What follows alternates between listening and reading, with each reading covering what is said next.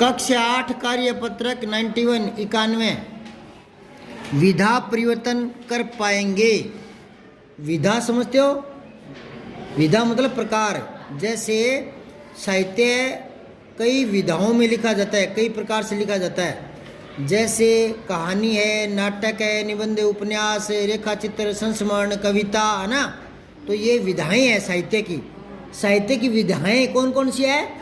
नाटक, उपन्यास, और कहानी, संस्मरण, रेखाचित्र, है ना, निबंध वगैरह। तो ये कौन सी विधा है? कविता। ये कौन सी विधा है? कविता। इसको आप गद्य में बदल पाएंगे। साहित्य 2 रूपों में लिखा जाता है, गद्य और पद्य। साहित्य कितने रूपों में लिखा जाता है? 2। कौन कौन से? गद्य और पद्य। अब देखो इधर, मैं घमंडों में भरा ऐंठा हुआ, एक दिन था मुंडेर पर खड़ा, अचानक दूर से उड़ता हुआ, एक तिनका आँख में मेरी पड़ा। मैं झिझक उठा, हुआ बेचैन सा, लाल होकर आँख भी दुखने लगी। मूठ देने लोग कपड़े की लगे, ऐंठ बेचारी दबे पाँव भागी। भागी है ये। जब किसी बगी भी ठीक है, चलो कविता में ऐसा आ गया ना, लगी बगी तुक मिलाया है। बगी मतलब भागी, ठीक है ना, ये तुक मिलाया है, लगी बगी, ठीक है। तुक यही होता है, ठीक है। जब किसी ढब से, ढब मतलब तरीका, जब किसी ढब से निकल तिनका गया, तब समझने यो मुझे ताने मारे। ऐंठता तू किस लिए इतना रहा, एक तिनका है बहुत तेरे लिए। समझ में आया कि नहीं आया? ये आपके कविता में था ना ये पिछली बार। दोबारा देख लो, एक बार और बोल देता हूँ। कवि इसमें लिख रहे हैं कि मैं घमंड में ऐंठा हुआ था, घमंड कर रहा था, अपने आप पर गर्व, ठीक है। और एक दिन अपने घर की छत पर खड़ा था, ठीक है।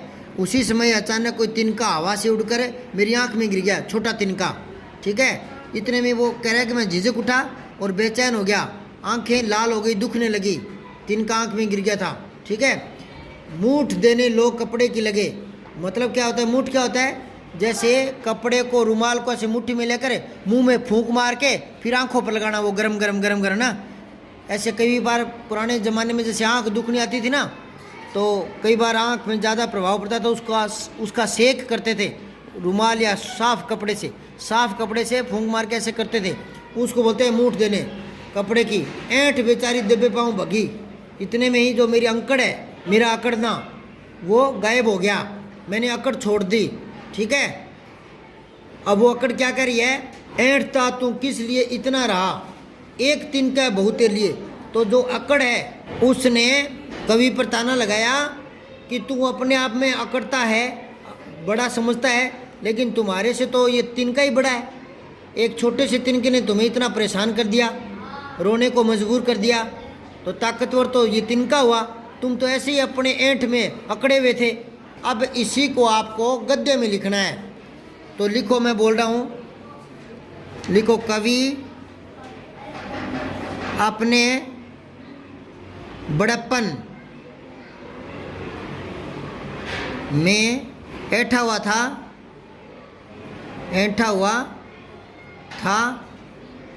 तथा गर्व से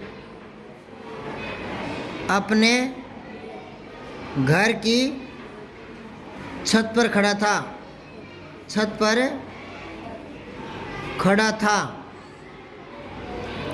तभी अचानक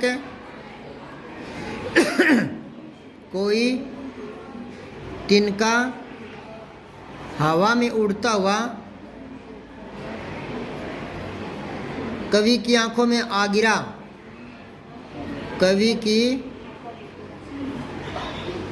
आंखों में आ गिरा। कवि का बुरा हाल हो गया।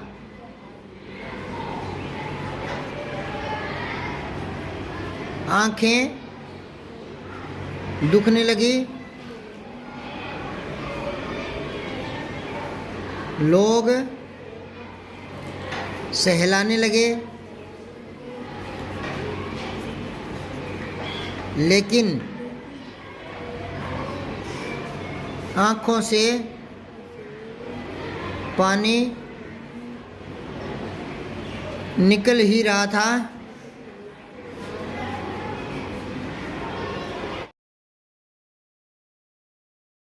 तिनका तो आखिरकार निकल गया, आखिरकार निकल गया, लेकिन कवि को सबक दे गया, कवि को सबक दे गया। क्या सबक दे गया? छोटी की लगा के जोड़ दो कि वह व्यर्थ में ही बड़ा समझकर गर्वित था। उसके लिए तो उसके घमंड को तोड़ने के लिए तो उसके घमंड को तोड़ने के लिए तो एक तिनका ही काफ़ी था, एक तिनका ही काफ़ी था। ये लिख लेना, ठीक है। अब आओ, अगला प्रश्न है, क्या कभी तुम्हारी आंख में कुछ गिरा है? उसे निकालने के लिए तुमने क्या प्रयास किया? लिखो। अगर ऐसा कोई हादसा आपके साथ हुआ है, आंख में कुछ गिरा हो, कैसे निकला? दादा ने, दादी ने, मम्मी ने, पापा ने या किसी डॉक्टर ने कैसे निकाला? ये आप लिखना यहाँ, मैं चेक करूँगा कल। अब आओ, कार्य पत्रक 92, पत्रिका या दीवार पत्रिका के लिए सूचना लिख पाना।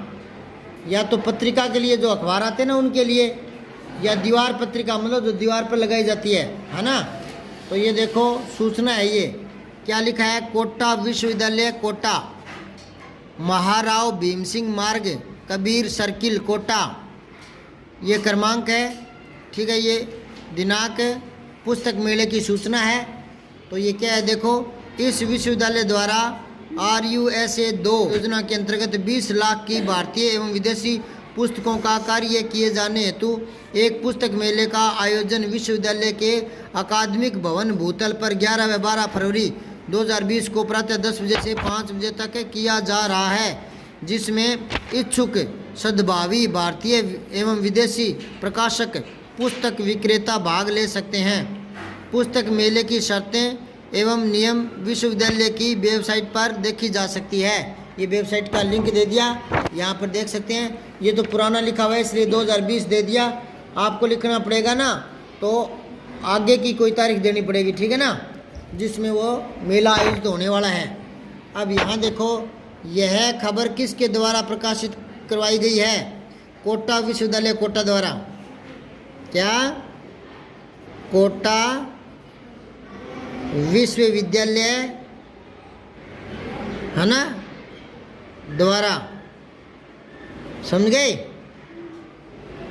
इस खबर में किसके बारे में सूचना दी गई है? पुस्तक मेले के बारे में। किसके बारे में?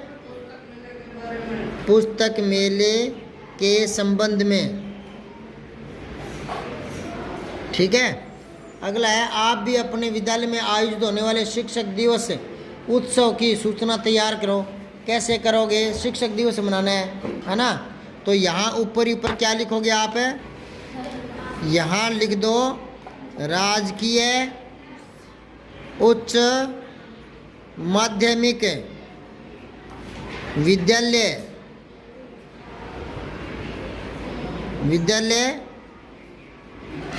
ठीक है ना। अपने विद्यालय का नाम लिखना है। जोधनी उड्डों की ढाणी, ये पूरा लिख देना, ठीक है ना। ये समझ में आई बात? फिर नीचे क्रमांक लिख देना। ये जो लेटर पैड होते हैं ना स्कूल के, उन्हीं पर होता है। तो क्रमांक लिख देना यहाँ, फिर यहाँ तारीख लगा देना आगे की। यहाँ फिर शीर्षक देना है। शीर्षक में क्या देखो, क्या लिखोगे? शिक्षक दिवस समारोह है। क्या लिखोगे? शिक्षक दिवस समारोह है, ठीक है। ये शीर्षक हो गया, ठीक है। अब आप यहाँ तैयार करो, बच्चे सम्मिलित होंगे। इस अवसर पर सांस्कृतिक कार्यक्रम आयोजित होगा, ठीक है। और यह दिनांक लिख देना। शिक्षक दिवस कब होता है बताओ? 5 सितंबर। तो लिखना 5 सितंबर प्रातः 10 बजे से साय 3 बजे तक, ठीक है ना, आयोजित होगा। ये लिख देना, ठीक। यहाँ फिर क्या लिखोगे? प्रधानाचार्य। ये जो आया ना कुल सचिव, तो यहाँ क्या लिखोगे? प्रधानाचार्य, लिख दोगे क्या ऐसे? अब आओ 93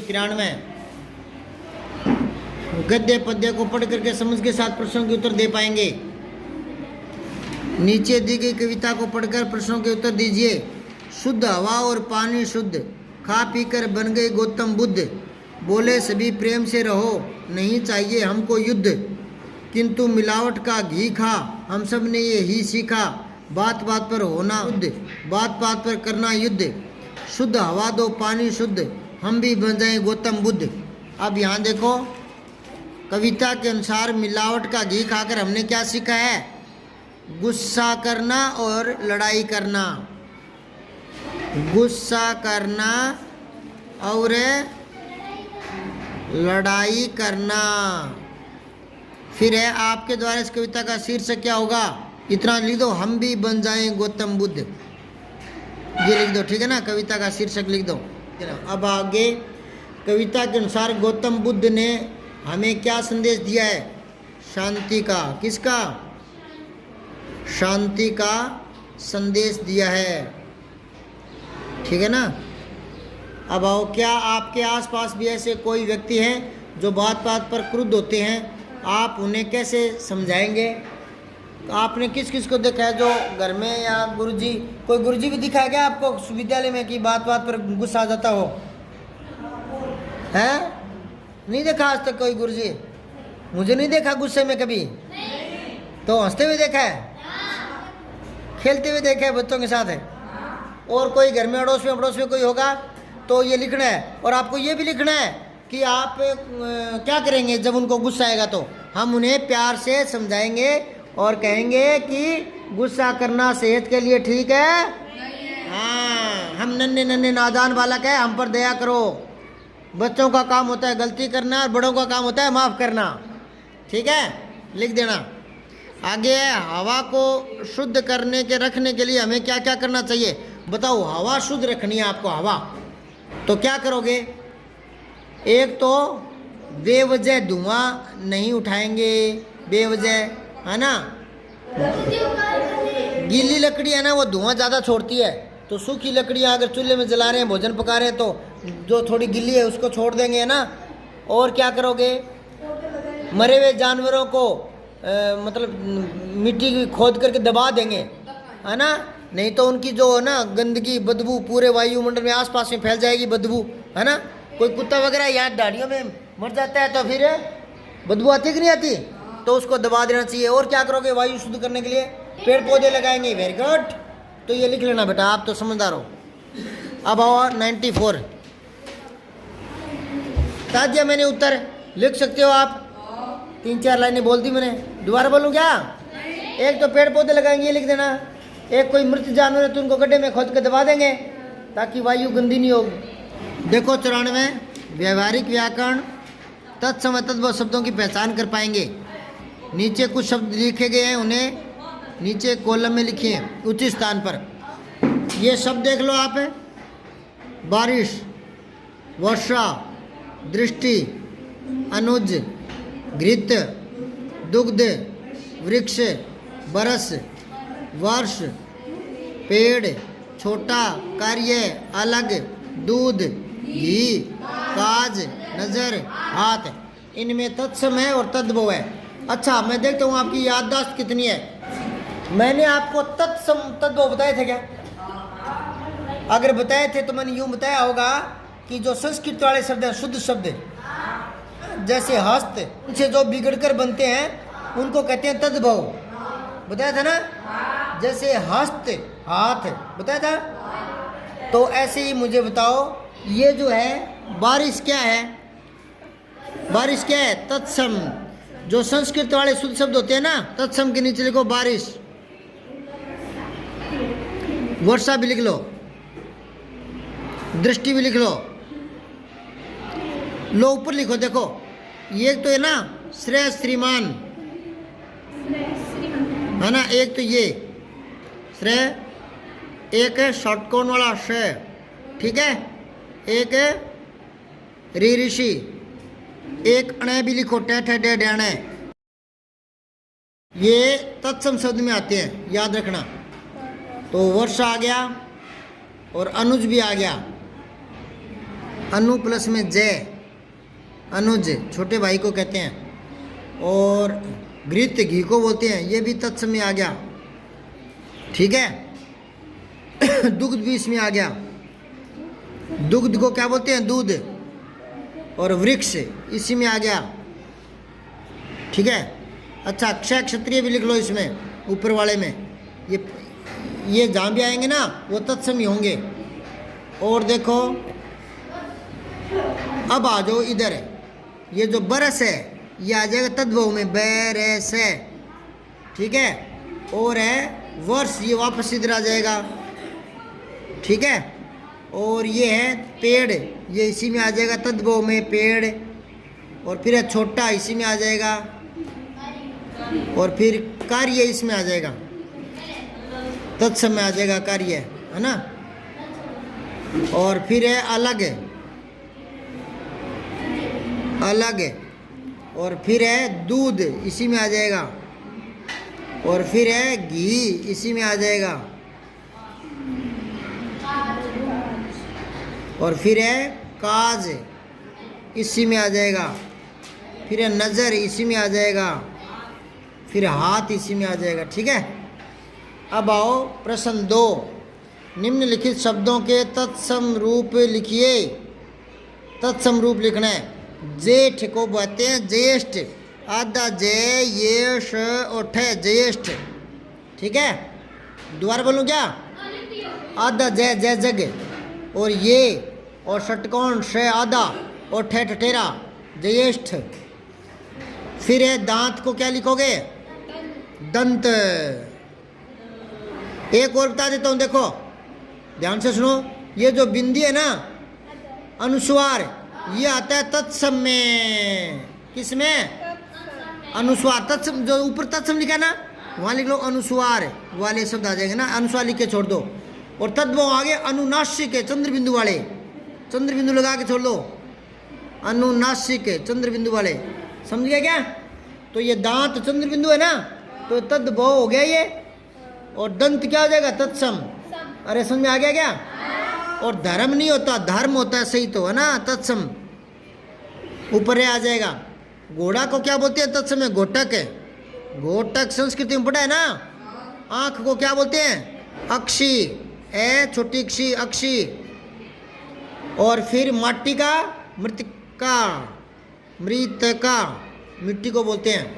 फिर है आखर को अक्षर, आखर का अक्षर। कर्म का कर्म, ऊपर आ जाएगा। मकान का गृह है, लिख लो चलो, गृह है, घर का होता है वैसे तो ये, घर का। अब है तीसरा, नीचे दिए गए तद्भव तत्सम शब्दों का वाक्य में प्रयोग करना है। तो ये शब्द हैं दूध, दुग्ध, काज, कार्य। वाक्य बनाओ, वाक्य में प्रयोग करो। हमारी गाय 5 लीटर दूध देती है। लिख दिया, हमारी गाय 5 लीटर दूध देती है। और दुग्ध का लिखो, सरकार ने नई दुग्ध योजना शुरू की है, दुग्ध योजना शुरू की है, बाल दुग्ध योजना। ऐसे कोई नाम लिख दो, वाक्य तो बनाना है ना, वाक्य ही तो बनाना है, बाल दुग्ध, ठीक ना, योजना। दुग्ध मिलता है कि नहीं मिलता आपको विद्यालय में। अच्छा, अब एक काज का करो, देखो काम डैश लगाओ, काम काज किए बिना, किए बिना जीवन नहीं चलता, जीवन नहीं चलता। काज आ गया ना, इसको अंडरलाइन कर लो। और ऊपर आ गया ना दुग्ध, उसको अंडरलाइन कर लो। और ऊपर दूध आया है, उसको भी अंडरलाइन कर लो। जो वाक्य में प्रयोग करते हैं उसको रेखांकित कर लिया करो। फिर है कार्य, यह शुभ कार्य है, यह शुभ कार्य है, कार्य को रेखांकित कर लो।